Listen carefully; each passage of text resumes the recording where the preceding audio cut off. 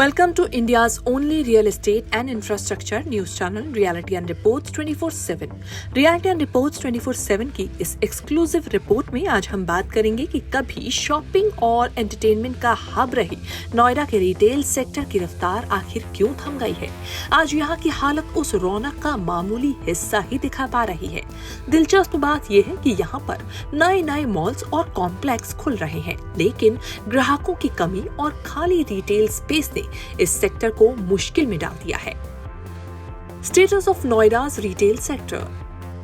नोएडा के sector 18, 38A और sector 32 जैसे इलाकों में कई बड़े मॉल्स खुले, लेकिन फुटफॉल की कमी और किराए के बढ़ते बोझ ने इनमें से कई मॉल्स को घाटे में ला दिया। पिछले 5 साल में यहाँ ग्राहकों की संख्या में करीब 30% की गिरावट देखी गई है, जो इन मॉल्स के फ्लॉप होने की मुख्य वजह है।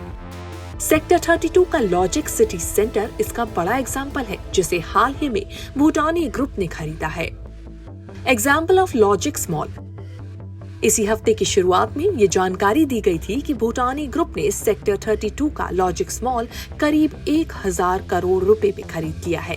वैसे इस रकम में रीडेवलपमेंट की कॉस्ट को भी जोड़ा गया है। इसके बिकने की वजह है कि एक समय पर इस मॉल में रोजाना करीब 10,000 लोग आते थे, लेकिन बीते 5 साल में ये संख्या घटकर 2000 से भी कम हो गई है।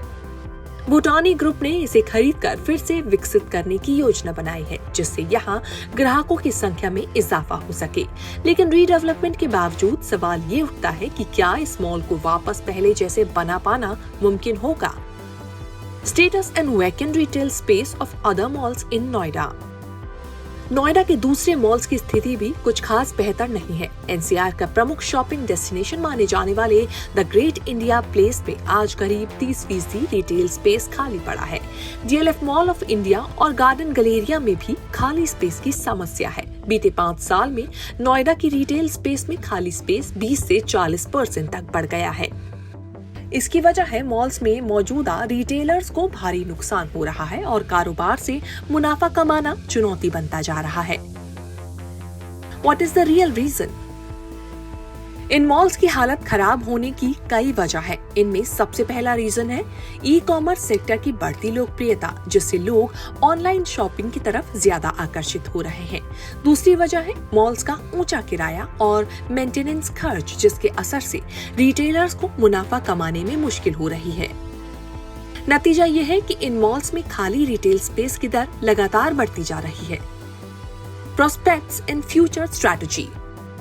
भूटानी ग्रुप और दूसरे डेवलपर्स अब इन मॉल्स को नए कॉन्सेप्ट के साथ विकसित करने की कोशिश तो कर रहे हैं, लेकिन इसमें वो कितना सफल हो पाएंगे ये कहना मुश्किल है।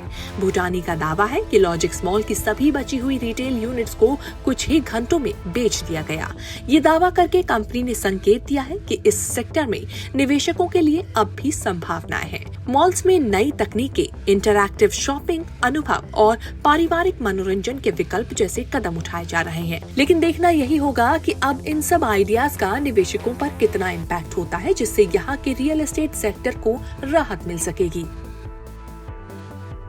तो ये थी हमारी नोएडा के फ्लॉप होते रिटेल सेक्टर पर स्पेशल रिपोर्ट।